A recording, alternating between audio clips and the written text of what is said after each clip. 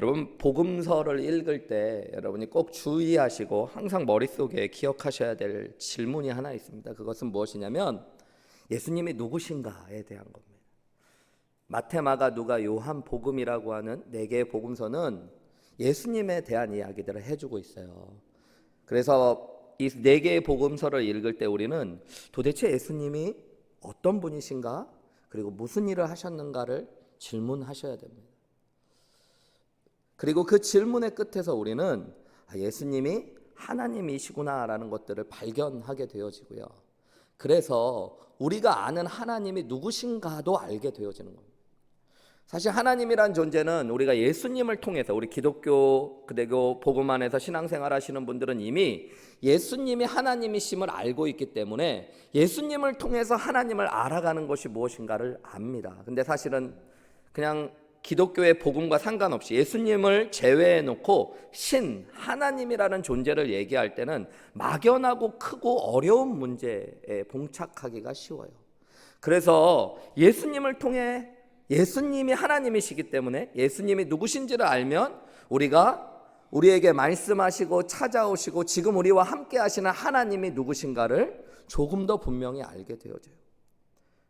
복음서의 끝에 하나님이신 예수님이 우리를 위해 십자가에 못 박혀 죽으셨다는 사건을 볼 때 그 복음서의 하이라이트거든요. 예수님의 십자가의 죽으심. 여러분 그때 우리가 마태복음, 마가복음, 누가복음, 요한복음을 읽으며 예수님이 누구신지, 예수님이 진짜 하나님이시구나라는 걸 알고 그 하나님이신 예수님이 저와 여러분의 죄를 위해 십자가에 못 박혀 죽으시는 장면을 바라볼 때 우리는 우리가 받은 구원이 또 십자가의 복음이 무엇인가를 더 크게 분명하게 깨달을 수 있게 되는 거예요.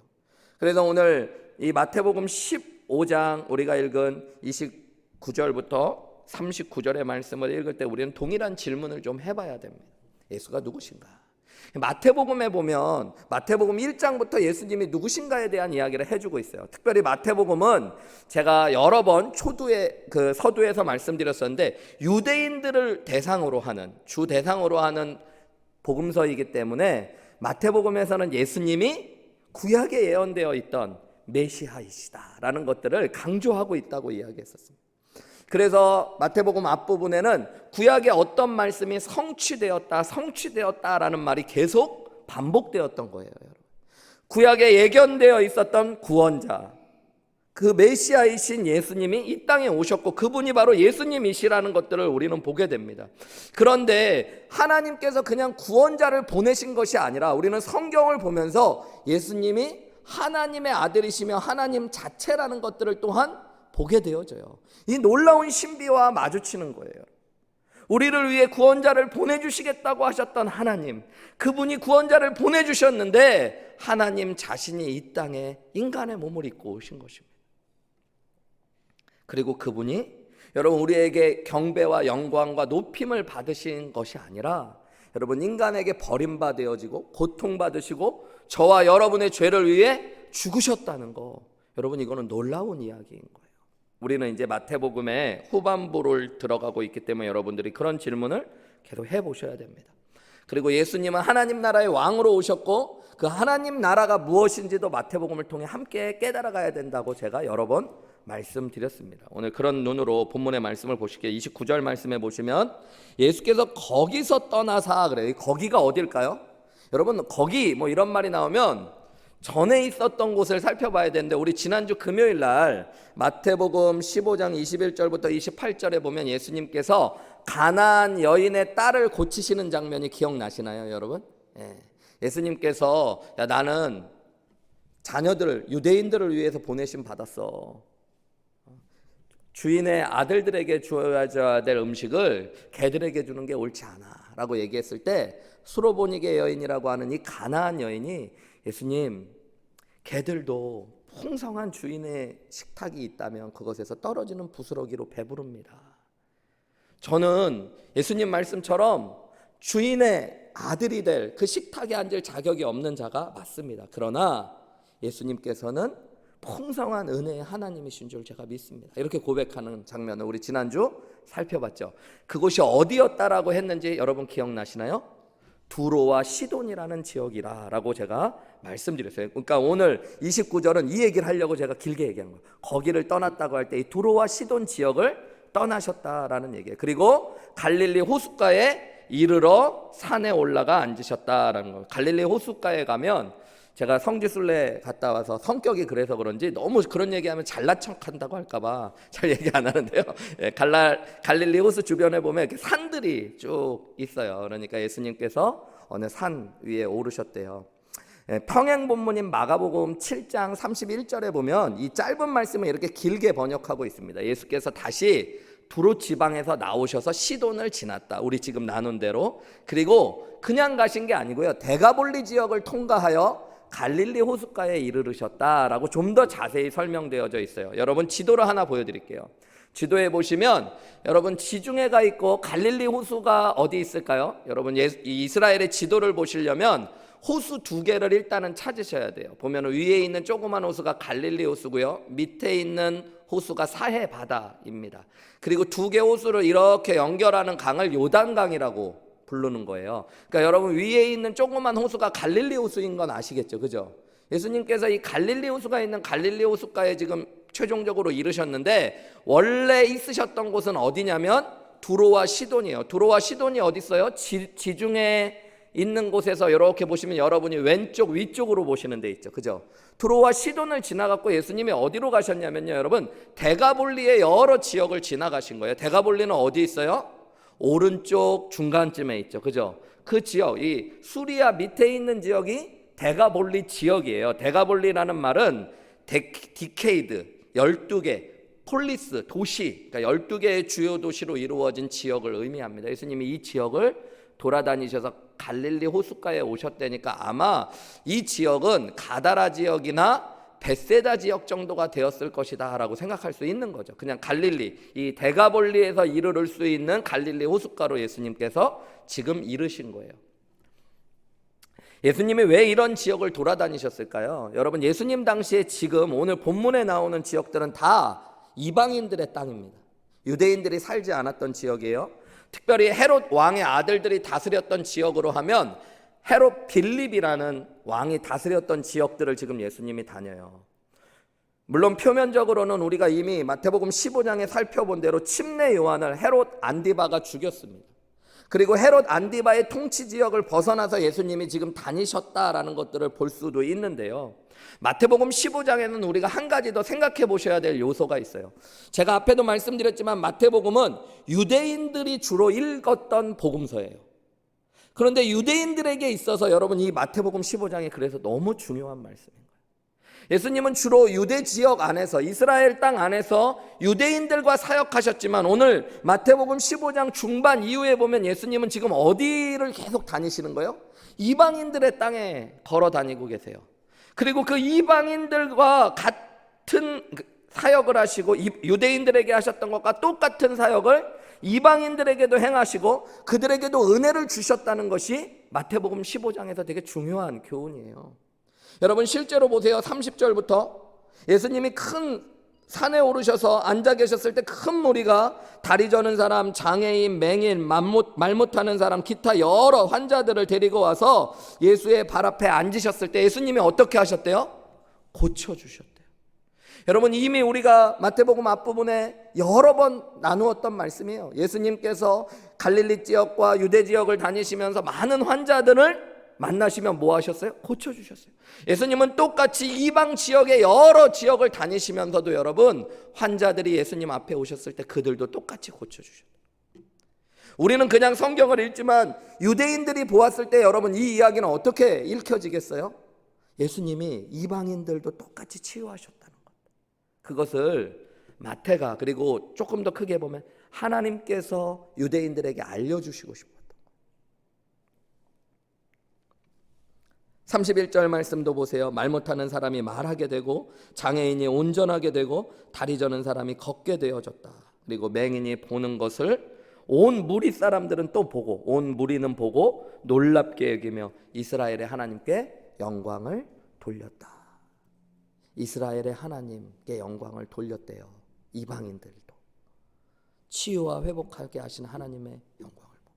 여러분 이게 하나님의 뜻이라는 거예요. 이방 땅에서도 예수님은 똑같은 사역, 똑같은 은혜를 주셨어요. 여러분, 하나님은 나만의 하나님이 아니라는 것들을 아시는 게 참 중요한 거예요. 여러분, 우리가 이 너무 당연한 진리를 너무 모를 때가 많이 있습니다. 여러분, 날 사랑하는 하나님이 내 옆에 있는 사람도 사랑하신다는 거 아시나요? 여러분, 내가 하나님에게 귀한 사람이듯이 내 옆에 있는 사람도 하나님에게 참 귀한 사람이라는 걸 아셔요? 여러분, 우리 교회를 하나님이 귀하게 보시듯이 우리 옆에 있는 교회도 하나님이 참 귀하게 보신다는 것들 아시나요? 가끔 다는 아닌데 다른 교회를 다니다 오신 분들 중에 전에 교회에 상처가 있으셔서 그 교회 얘기만 나오면 망해야 될 교회처럼 얘기하시는 분들을 뵐 때가 있어요. 여러분, 물론 마음에 얼마나 큰 상처가 있으시면 그럴까라고 생각할 수 있지만 여러분, 우리가 알아야 될 게 있어요. 나의 마음이 아니라 하나님이 어떤 분이신가를 우리가 예수님을 통해 알아가야 된다고 그랬잖아요. 예수님이 여러분 이 땅에 있는 교회 하나하나를 참 귀하게 보세요. 여러분, 흑인들도 하나님이 귀하게 보실까요? 안 귀하게 보실까요? 귀하게 보신다는 걸 아셔야 돼요. 아무것도 아닌 것 같죠. 제가 아는 어떤 분들은 미국에 와서 흑인들과 비즈니스를 오래 하시면서 흑인들한테 너무 뒤셨어요. 막 훔쳐가고 막 욕하고 자기한테 막 하는 흑인들을 보면서 목사님, 흑인들은 사람이 아닙니다. 그런 얘기 하시는 분과 만난 적이 있어요. 예전에. 사람이 아닙니다. 진짜 우리와 완전 다른 족속들입니다. 그런데 여러분, 우리와 다를 수 있지만 우리가 알아야 될 게 하나님이 그들을 참 귀하게 보신다는 거. 얼마만큼 나를 귀하게 보시는 것만큼. 하나님이 목사님들을 사랑하시듯이 성도님들도 사랑하셔요. 여러분, 목사님들이 그걸 잘 모를 때가 있어요. 목사님들은 좀 특별하게 내 주의 종인데 어디 감히, 이런 분들이 가끔 계실 수 있어요. 근데 여러분, 성도님들 중에도 그거를 모르는 분들이 있어요. 하나님이 자기는 되게 사랑하시는데 목사님들은 하나님이 사랑 안 하실 것 같이 생각하시는 거예요.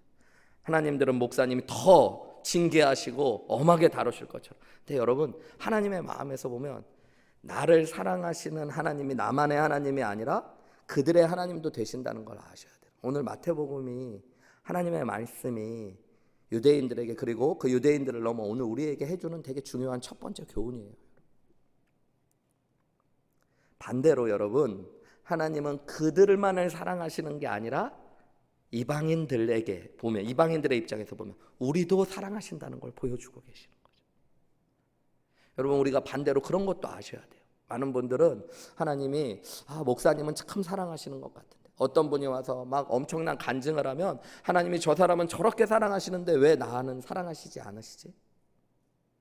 어떤 사람은 기도했더니 그 안 될 것 같은 것도 주셨는데 하나님이 나에게는 왜 그런 것들을 허락하시지 않으시지? 여러분, 그때 우리가 알아야 될 게 있어요. 하나님은 그들만의 하나님이 아니라 나의 하나님도 되신다는 거예요. 하나님이 나도 똑같이 귀하게 여긴다는 것들을 여러분 아셔야 돼요. 제가 결혼을 해가지고 저희 아내랑 이제 신혼 살림을 차렸을 때 저희 아내는 결혼하기 한 2년쯤 전에 아버님이 돌아가셨어요, 사고로. 그래가지고 장인어른이 없는 가운데 교제를 하고 결혼을 하게 됐어요. 저는 결혼을 하면서 그러니까 장인어른이 내 딸, 내가 그동안 너무 금쪽같이 귀하게 여겼는데 자네도 내 딸을 나와 같은 마음으로 귀하게 여겨주고 사랑해주게, 요런 걸 안 해본 사람이에요. 근데 제가 그게 문제라는 걸 어느 날 알게 됐어요. 제가 결혼을 하고 한 1년쯤 지나고 하나님이 우리 큰애를 주셔가지고 결혼 2년 차에 저희 둘째 애가 태어났어요. 근데 딸이 태어났는데 너무너무 예쁘고 귀한 거예요. 아빠들은 여러분 딸이 너무너무 예쁘고 귀해요. 근데 어느 날 너무 당연한 진리인데 그런 생각이 났어요. 우리 아내도 장인어른에게 이렇게 귀한 딸이었겠네. 여러분, 이 너무 당연한 진리인데 그거를 제가 잘 모르고 있었더라고요. 내가 제 큰애를 너무 예뻐하다 보니까 순간 그런 마음이 드는 거야. 내가 만약에 이렇게 예쁜 딸을 누구한테 줄 수 있을까? 그리고 준다면 어떤 마음으로 줄까? 막 그런 생각을 하다가 보니까 우리 장인어른에게 우리 아내가 그런 딸이었겠구나.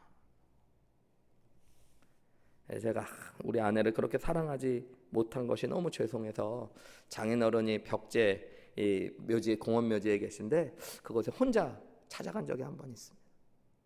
가서 그런 이야기 한 적 있어요. 그냥 저 혼자 장인어른 제가 네, 잘 해주겠습니다. 근데 물론 인간이 연약해서 맨날 똑같은 마음을 갖고 사랑하지는 못하지만 근데 그날 그게 되게 중요한 깨달음이었던 거예요. 우리 아내도 우리 딸같이 내가 우리 딸을 사랑하듯이 똑같이 사랑. 여러분 마찬가지. 우리 신앙에서 하나님께서 나만의 하나님이 아니라 그들의 하나님이 되신다는 걸 아는 거 참 귀한 겁니다. 그 은혜를 아셔야지 여러분 신앙이 넓어지고 깊어져요. 오늘 본문의 말씀을 크게 보시면 여러분 예수님이 유대인들에게 하셨던 똑같은 사역. 그래서 마태복음 15장 29절부터 39절까지의 말씀을 어떤 신학자들은 이거 앞에 나온 것과 너무 겹치는데, 심지어 여러분 32절부터 39절에 나오는 말씀은 칠병이어의 기적이잖아요. 그죠? 예, 오병이어의 기적과 너무너무 닮아있는 칠병이어의 기적. 그래서 이거는 똑같은 얘기를 두 번 반복적으로 오류적으로 표현한 거라는 성경의 권위를 무시하는 학자들도 있었습니다. 그런데 여러분 성경을 읽어보면 마가복음과 마태복음에서만 이 칠병이어의 기적을 이루고 있는데 이 두 복음서 다 이미 오병이어의 기적을 다루고 있고요. 두 본문은 우리가 지금 나누는 대로 자세히 읽어보면 지역도 다르고 배경도 다른 말씀이라는 걸 알게 되어져요. 그런데 왜 하나님께서는 이 전혀 다른 지역, 유대인 지역 안에서 유대인들을 중심으로 하셨던 예수님의 이야기들과 너무너무 닮은 이야기를 의도적으로 이방인의 땅에서 이방인들에게 행하신 예수님의 기적으로 기록하셨을까요? 여러분 앞에 나눈 대로 예수님은 유대인만의 하나님이 아니라 이방인의 하나님도 되신다는 걸 알려주고 있는 거예요. 여러분 그런 의미로 한번 보세요. 32절 말씀으로 보면 예수께서 제자들을 불러 이르시되 뭐라고 얘기하시냐면요, 내가 여기 있는 무리들을 불쌍히 여긴다. 그들이 나와 함께 있은지 이미 사흘이 되었다. 그런데 먹을 것이 없구나. 그들이 길에서 기진할까 하여 굶겨보내지 못하겠노라. 이게 예수님 마음. 여러분 예수님이 어떤 분이신가를 우리가 봐야 된다고 그랬잖아요. 그걸 통해 우리는 하나님이 어떤 분이신가를 아는 거잖아요. 예수님은 저는 이 32절 말씀을 묵상하다 보니까 저희 어머님이 생각이 나더라고요. 여러분 지금 예수님이 무리들과 함께 있은 지 며칠이 되셨대요? 사흘이면 며칠이에요 여러분? 3일. 예, 사흘이니까 4일 이러는 분들이 있어요. 너무 당당하게 3일을 계신 거예요. 사흘 만에 부활하시면 3일 만에 부활하신 거예요 여러분. 예수님이 사흘간 뭐 하신 거예요? 여러 병자들을 고치시고 말씀을 전하셨어요. 여러분 예수님이 육체적으로 힘드셨을까요? 힘들지 않으셨을까요? 여러분 엄청 힘드셨을 거예요. 사람들과 함께 있는 게 귀하고 감사한 일이지만 여러분 사람들이 나를 다 바라보고 내가 그들에게 무언가를 계속 준다는 건 여러분 어떤 의미에서 시달리는 것이기도 한 거예요. 그런데 예수님은 지금 사흘이 되었으니까 야, 이 사람들 빨리 보내라 이렇게 말씀하시지 않고 내가 이 무리들을 뭐 한대요? 불쌍히 여긴대요. 그러면서 하시는 말씀이 뭐냐면 그들이 먹을 것이 없는데 집에 가다가 기진하여 굶겨보낼까 내가 너무 걱정이 된대요. 제자들이 뭐라고 그래요? 33절에 제자들이 이르되 광야에 있습니다 우리는. 그런데 우리가 어디서 이렇게 많은 무리를 배부를 만큼 떡을 얻겠습니까? 무슨 얘기하는 것 같아요 여러분? 그냥 돌려보내시죠. 여러분 제자들의 마음과 예수님의 마음이 33절과 32절을 의도적으로 비교하고 있는, 예수님은 똑같은 무리를 보면서 뭐라고 그래요? 똑같이 광야에 계신데 예수님 뭐라고 그래요? 내가 이 사람들 불쌍히 여긴다. 어떻게 이 사람들 먹을 거 줄 수 없을까 그래요. 예, 저희 어머님이 아까 느껴진다고 그랬죠. 저희 어머님 왜 느껴지냐면 제가 저희 어머님 집에 한 사흘 있다고 생각하면 저희 어머니 계속 어떻게든 너 뭐 먹고 싶은 거 없니? 먹을 거 주시고, 또 갈 때가 되면 뭐라 그래요? 가다가 혹시 가는 길에서 또 서울에서 예전에 살 때 같이 서울 사는데도 가다가 혹시 또 배고플까 봐 또 먹을 거 넣어주시고 걱정해 주시고. 그런데 제자들의 마음은 뭐예요? 지금 광야인데. 음식점 주인하고 종업원하고 마음이 다른 거 아세요 여러분? 좀 뜬금없는 얘기인데 주인은 막 손님이 오면 어떻게든 손님들을 잘 먹여서 보내고 싶은데 종업원들은 손님들이 많이 오면 오늘따라 왜 이렇게 진짜 사람들이 많이 와갖고 미치겠다 이렇게. 종업원과 주인의 마음이 다르듯이 예수님과 제자들의 마음이 전혀 달라요. 여러분, 우리의 문제가 뭔지 아세요? 예수님의 마음을 너무 모르는 거예요. 그래서 예수님이 말씀을 우리에게 주신 거예요. 말씀을 통해 예수님을 알라. 예수님은 무리들을 지금 뭐 어떻게 보세요? 불쌍히 여긴다. 여기 불쌍히 여기노라라는 말이요, 여러분 헬라어 단어로 여러 번 들어보신 분들이 많을 텐데 스크랑크니조마이라는 말이에요. 이 스프랑크니조마이라는 말이 스플랑크라는 말에서 나왔는데, 이 스프랑크라는 말이 여러분 심장, 내장 이런 뜻이에요. 그래서 스프랑크니조마이라는 것은 내 심장이 찢어지는 것 같이 고통스럽다, 내 내장이 끊어지는 것 같이 아프다라는 말이에요, 여러분. 예수님께서 그냥 그들을 불쌍히 여기셨다는 것은 내가 지금 내 마음속 깊숙한 곳에서 내 속 깊숙한 곳이 아프고 괴로울 만큼 그들을 사랑하고 있다라고 말씀하시고 계십니다. 이 불쌍히 여긴다는 말이 사실은 마태복음 15장의 중요한 키워드 중에 하나입니다. 왜냐하면 22절 말씀, 우리 지난주 본문 말씀에도 보면 가나안 여인이 예수님 앞에 와서 뭐라고 소리 지르는 줄 아세요? 다윗의 자손이여 나를 불쌍히 여기소서라고 외쳐요. 이 불쌍히 여기소서가 중요한 단어예요, 여러분. 예수님은 가나안 여인도 그리고 그녀의 딸도 어떻게 여겨주신 거예요, 여러분? 자격 없지만 불쌍히 여겨주셨다는 게 지난주의 말씀이에요. 그것뿐만 아니라 예수님은 지금 4일이나 같이 있었던 이방인들이 많이 섞여 있는 이 무리들도 뭐 하고 계시는 거예요? 불쌍히 여기고 계시는 거예요. 그 예수님이 여러분도 불쌍히 여기고 계십니다. 여러분, 그것이 우리가 예수님의 은혜를 경험한 유일한 이유입니다. 예수님이 나에게 어떻게 이렇게 큰 은혜를 주셨을까? 예수님이 나를 배부르게 하시고, 배고픈 나를 배부르게 하시고, 병든 나를 치유하시고 회복하시고, 내 마음과 생각과 영혼을 치유하셨을 때 왜 그랬을까를 생각할 때 여러분, 우리가 찾아야 될 유일한 답이 있다면, 성경이 알려주는 답이 있다면 무엇 때문이에요? 예수님께서 우리를 긍휼히 여기셔서, 불쌍히 여기셔서, 가슴 아픈 마음으로 우리를 사랑하셨기 때문에 여러분, 우리가 은혜를 경험한 거예요. 제가 여러 번 얘기하지만 우리는 자꾸 다른 곳으로 가요. 어떤 목사님이 그런 이야기하는 거 봤어요. 자기가 하나님께서 목회할 때 큰 은혜를 주셔서 목회가 이렇게 잘 되게 하셨는데 자기가 왜 그럴까 생각해 보니까 자기 할아버지가 순교하셔서 그렇대요. 여러분, 물론 순교하신 할아버님 참 귀한 겁니다. 근데 순교하셨기 때문에 은혜를 주셨다는 거. 여러분, 그럼 저도 제 손주 목회자가 될지 모르면 순교해야 되는 걸까요? 저희 할아버님은 50대에 그냥 암으로 돌아가셨는데 그러면은 저는 하나님께서 그래서 은혜를 못 주시나요? 여러분, 그런 참 순교하신 목사님도 하나님의 은혜였던 것이듯이 여러분, 하나님께서 나의 목회를 내 삶 가운데 은혜를 주시고 축복을 해주신다면 우리가 깨달아야 될 것은 하나님께서 나를 참 불쌍히 여기셨다는 것들을 아셔야 돼요. 아파하시고 사랑하셨다는 거예요. 뒤에 말씀을 보면 여러분, 이 오병이어의 기적과 별반 다르지 않은 일들이 펼쳐집니다. 34절부터 보시면 예수께서 이르시되 너희에게 떡이 몇 개나 있느냐 이르되 7개와 작은 생선 2마리가 있나이다 하거늘 예수께서 무리에게 명하사 땅에 앉게 하시고, 오병이어의 기적과 거의 똑같은 과정을 거치세요. 떡 7개와 생선을 가지시고 축사하시고 감사기도 하시고 떼어서 제자들에게 주시니 제자들이 무리에게 주매 다 배불리 먹고 남은 조각을 7강주리, 12강주리가 아니라 7강주리에 차게 하셨고 먹은 자는 여자와 어린애 외에 4,000명이었더라 그래요. 오병이어의 기적은 5,000명이었는데요.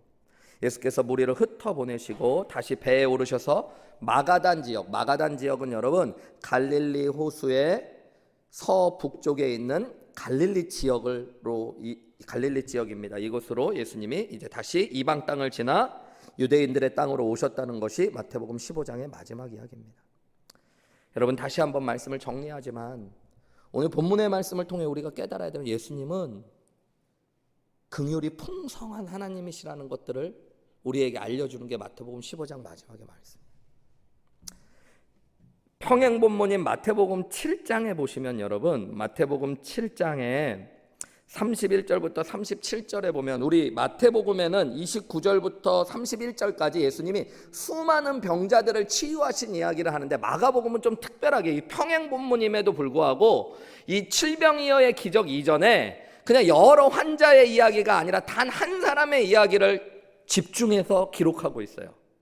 여러 말 못하는 사람, 귀가 먹은 사람, 안진뱅이 이런 사람을 치유하신 것이 아니라 예수님께서 한 사람 치유하신 얘기를 해요. 31절부터 제가 볼게요. 같이 읽어볼게요. 앞에 예수께서 다시 두로 지방에서 나와 시돈을 지나고 데가볼리 지방을 통과하여 갈릴리 호수에 이르시매 사람들이 귀 먹고 말 더듬는 자를 데리고 예수께 나와 안수하여 주시기를 간구하고는 비슷하죠. 그런데 예수께서 그 사람을 따로 데리고 무리를 떠나셨대요. 귀가 먹고 눈이 안 보이는 한 사람을 데리고 예수님이 그를 따로 데리고 가셔서 무리를 떠나셔서 손가락을 그의 양 귀에 넣고 예수님께서 손가락을 갑자기 귀에다가 딱 집어넣으셨대요. 그리고 그의 혀에 손을 대셨대요. 34절에 보면 하늘을 우러러 탄식하셨대요. 그러면서 이 사람, 말 못하고 눈 먼 사람에게 이르시되 에바다라고 했는데 이 에바다라는 말의 뜻이 뭐냐면 열려라 라는 뜻이었대요. 그리고 났더니 35절에 그의 귀가 열리고 혀에 맺힌 것들이 풀려 말이 분명하여 졌더라. 36절에 보면 예수께서 그들에게 경고하사 아무에게도 이르지 말라 하시되 경고하실수록 그들이 더욱 널리 예수님을 전파하니 37절에 사람들이 심히 놀라 이르되 그가 모든 것을 잘하였도다. 못 듣는 사람도 듣게 하고 말 못하는 사람도 말하게 한다 하셨다. 이게 마가복음에는 요 한 사람의 이야기를 일부러 집중하고 있어요. 많은 환자들을 치유하신 예수님의 사건 가운데 마가는 특별히 베드로에게 들었던 이야기, 예수님이 특별히 한 사람을 치유하셨던 이야기를 했는데 여기에도 여러분 34절에 보면 예수님께서 이 한 명의 환자, 눈 멀고 말 못하는 이 환자를 치유하실 때 예수님이 하신 이야기들을 이렇게 하늘을 우러러 예수님이 뭐 하셨대요? 탄식하셨대요. 이 탄식하셨다라고 번역된 단어가요, 여러분, 예수님께서 고통 가운데 신음하셨다라는 뜻입니다. 너무 아파하면서 신음하셨대요. 무리를 떠났기 때문에 베드로가 이것을 가까이서 본 유일한 제자였을지도 몰라요. 예수님께서 하신 일을 베드로는 마가복음에서 특별히 이 한 사람의 이야기를 집중하고 있어요. 여러분, 이 마가복음에 나오는 한 사람 참 특이한 사람입니다. 보통 귀가 안 들리고 말을 못하는 사람들은 있죠. 이게 연결되어 있기 때문에. 근데 여러분, 이 사람은 뭐도 못한대요? 보지도 못하고 그리고 귀와 눈이 다 멀어버린 사람. 어떻게 보면 부정하고 아프고 답답한 마음 가운데 있었던 사람이에요. 여러분, 예수님이 좀 그리고 특별한 치유의 방법을 행하세요. 예수님은 예전에 이 가나안 여인의 딸을 고치실 때도 어떻게 하셨어요? 그냥 말씀만으로 치유하셨잖아요. 예수님이 다른 사람들 치유할 때 막 손가락을 귀에 집어넣고 혀를 막 만져주시고 이렇게 해서 치유하신 경우는 많지 않았잖아요. 근데 예수님께서는 오늘 그런 일을 행하셨습니다. 그래서 어떤 분들은 예수님 특별히 귀가 먹고 입이 뜨이지 않은 사람에게, 어떤 말하지 못하는 사람에게 역사할 때는 이런 똑같은 일을 해야겠다라고 생각하시는 분도 있습니다. 그러나 여러분, 예수님의 이야기들을 쭉 살펴보면 예수님이 이 사람을 치유하기 위해 이 일이 필요했던 게 아니라는 걸 우리는 알 수 있죠. 여러 환자들을 치유할 때 예수님은 그저 말씀만으로도 치유하셨으니까. 그렇다면 역으로 여러분, 이 일들은 예수님에게 필요했던 일이 아니라 이 사람에게 필요한 일들이었다라고 생각해 보실 수 있어요. 도대체 무엇이 필요했던 걸까요? 예수님이 하신 일들을 보세요. 첫 번째로는 뭘 하셨어요? 이 사람을 무리로부터 따로 떼어 놓으셨어요. 이 이야기들을 분석한 어떤 성경학자는 그런 얘기를 해요. 이 사람이 그동안에 느꼈던 아픔과 고통을 예수님은 다 배려하고 계시다는 거예요. 사람들 앞에 서는 것이 두려웠을 것이고 사람들의 놀림감이 되어오면 평생을 살았던 그를 예수님은 홀로 있게 하시면서 사람들로부터 두려움으로부터 벗어나게 하고 계셔요. 아무도 유대인으로서 유대 지역 안에서는 아프고 장애가 있는 사람과 만나거나 그것을 만진다는 건 상상도 하지 못하는 일. 그건 부정한 일이었어요. 우리 마태복음 15장의 주요 주제가 하나 정결법에 대한 거라고 그랬잖아요. 유대인들은 뭐라고 그래요? 예수님의 제자들이 손 안 씻고 떡 먹은 것을 가지고 막 시비를 걸었던 이야기가 마태복음 15장이에요. 아마 그의 귀에, 그의 입에 손을 대주는 사람은 아무도 없었을 거예요. 예수님께서 그를 치유하시면서 그를 만져주고 계세요. 치유하고 만지신 게 아니라 여러분, 예수님이 그를 만지시고 치유하셨어요. 이게 중요한 겁니다. 예수님은 그에게 말씀하셔요. 사람들은 너의 귀와 너의 입이 부정하다고 하며 아무도 너의 귀와 입을 만지려 하지 않지만 나는 너를 만지고 내가 만지면 너는 정결케 되고 치유될 수 있다고 말씀하시는 거예요. 예수님이 이 일을 하시며 그에게 하셨던 게 뭐예요? 신음하셨다는 거예요. 탄식하셨다는 거예요. 예수님이 그를 뭐 하신 거예요? 아파하시고 긍휼히 여기셨다는 것들을 알려주고 있는 거예요. 유대인들이 부정하다고 하는 이 말 못하고 못 듣는 죄인 같은 사람을 예수님은 불쌍히 여기신 거예요. 그의 마음과 고통을 예수님은 뭐 하신 거예요? 아신 거예요. 유대인들이 부정하다고 하는 이방인들도 예수님은 불쌍히 여기신 거예요. 여러분, 그분이 우리가 함께하고 믿는 하나님이심을, 우리가 믿는 우리의 구원자 예수 그리스도이심을 여러분 기억하셔야 됩니다. 예수님이 여러분의 고통을 아셔요. 여러분의 신음에 함께 아파하시는 분이시나요? 사람들은 여러분을 부정하다고 할지 모르지만 여러분, 예수님은 여러분을 만져주시기 원하시고 여러분의 아픔에 함께 아파하시는 분이래요.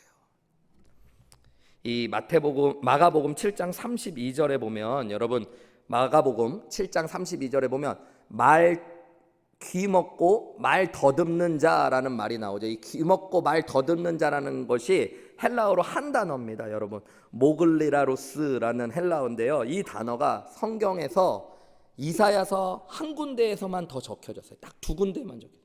구약 성경을 헬라어로 번역한 그 70인역에 의하면 이사야서 35장 5절에서만 사용됐는데, 이사야서 35장 4절, 5절, 6절이 어떤 말씀이냐면요, 여러분, 겁내는 자들에게 이르시되 굳세어라, 두려워하지 말라, 보라 너희 하나님이 오실 거예요. 하나님이 오실 거예요.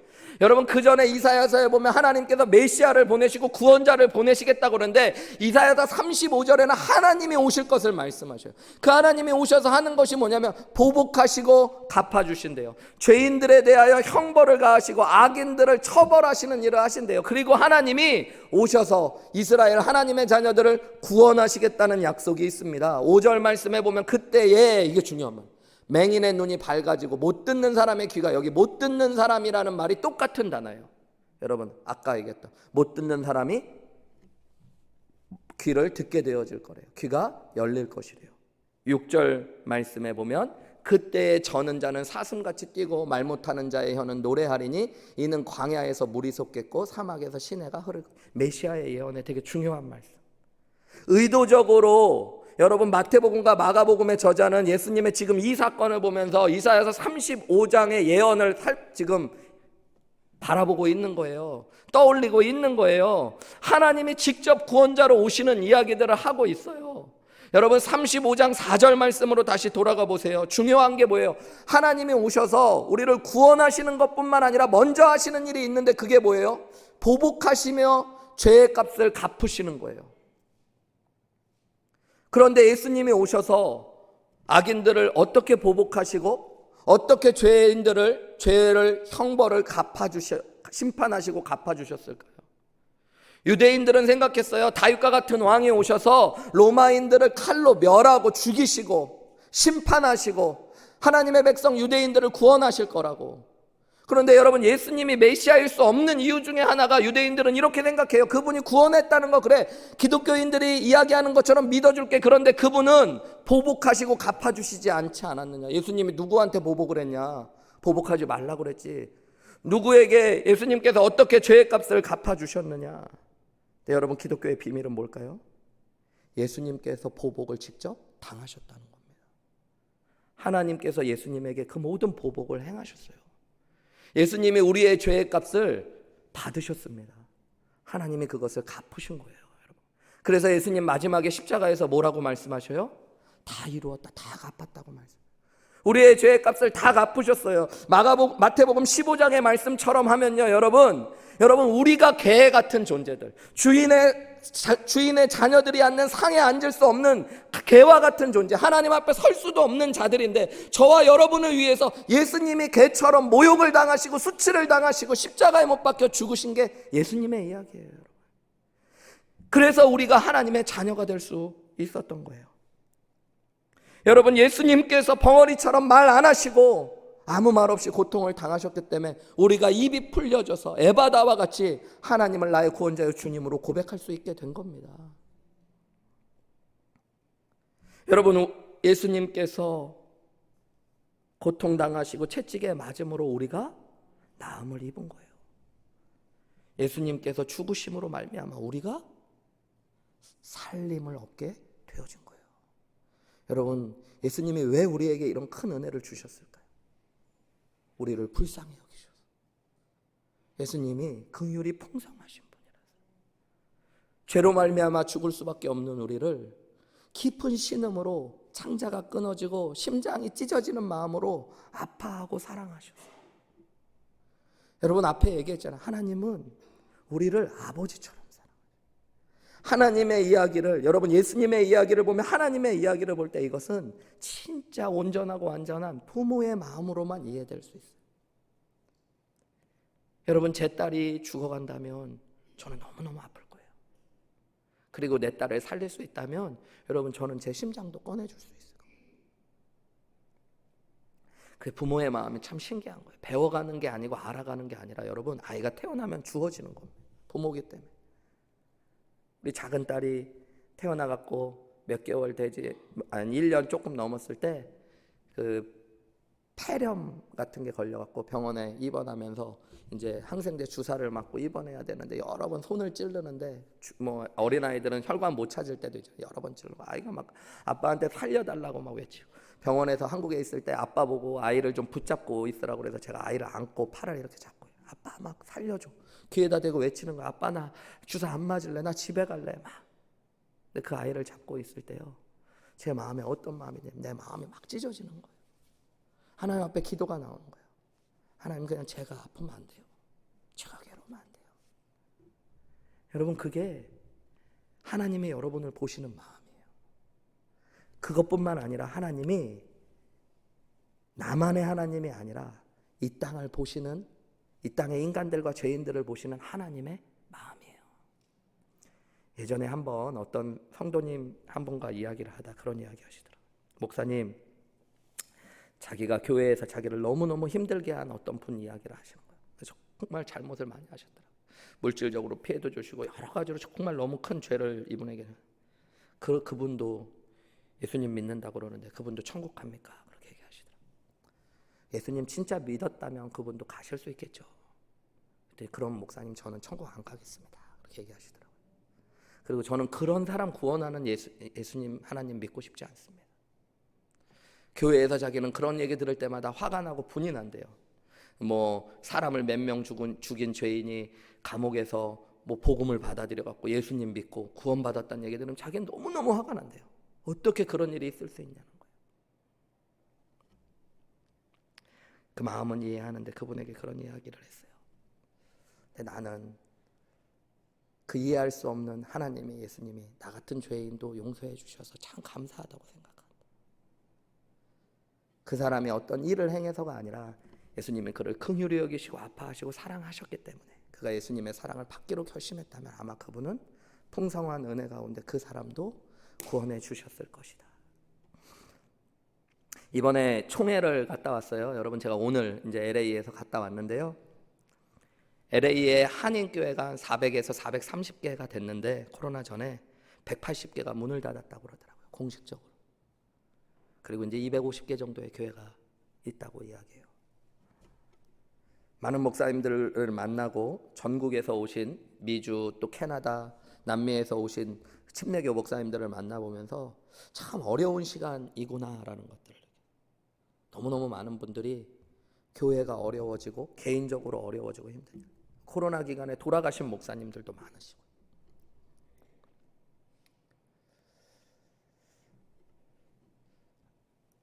그러면서도 하나님께서 이 힘든 시간에 저와 저희 가정, 그리고 우리 한우리교회에 많은 은혜를 주셨다는 것들 제가 알게 되고 보게 됐어요. 당연한 것처럼 여겨졌지만 참 감사한 일들이 많았죠. 코로나 기간에 여러분, 교인들이 몇 명 줄었나만 얘기하셔요. 우린 80%야 요즘에. 요즘 70%야. 100% 모인다는 교회를 본 적이 없어요. 들어본 적. 근데 여러분, 저희는 코로나 전보다 사람은 좀 바뀌었는지 모르겠지만 사람이 더 늘었잖아요. 얼마나 감사한 일이에요. 제가 무엇을 이야기할 수 있을까요? 뭐 다른 목사님들에게도 다 하나님의 은혜가 있었지만 우리 교회를 볼 때마다, 그리고 저를 볼 때마다 한 힘든 시간에 이사하고, 저희 큰딸이 11학년 때 이사하면서 얘가 혹시 인생에 어려움을 겪으면 어떨까 했는데 그래도 하나님이 고등학교도 잘 졸업시켜 주시고 대학도 가게 해주시고 여러 가지 것들을 보면서 하나님이 참 나를 불쌍히 여겨주셨구나. 내가 힘들고 신음하고 아파하고 두려워할 때 하나님이 내 마음을 아시고 만져주시고 또 인도해 주셨구나. 코로나로 힘든 시간을 지나가면서 여기 계신 분들 중에도 그런 분들 계실지 몰라요. 하나님 내 마음 아실까? 하나님이 나도 사랑하실까? 내 아픔을 아실까? 내 지금 삶의 필요와 배고픔과 기진함을 아실까? 오늘 하나님의 말씀을 통해 하나님은 우리에게 말씀해 주세요. 여러분, 하나님께서 여러분을 아시는 분, 그리고 아시는 것뿐만 아니라 같이 하시는 분, 여러분을 긍휼이 풍성한 하나님께서 불쌍히 여겨주신다는 것들을 믿을 수 있는 귀한 저녁 되시기를 주님의 이름으로 축복합니다. 그분이 오늘 이 저녁 여러분을 만져주시고 여러분을 치유해 주시고 여러분의 삶의 필요를 충만하게 공급해 주실 줄 믿으시기 바랍니다.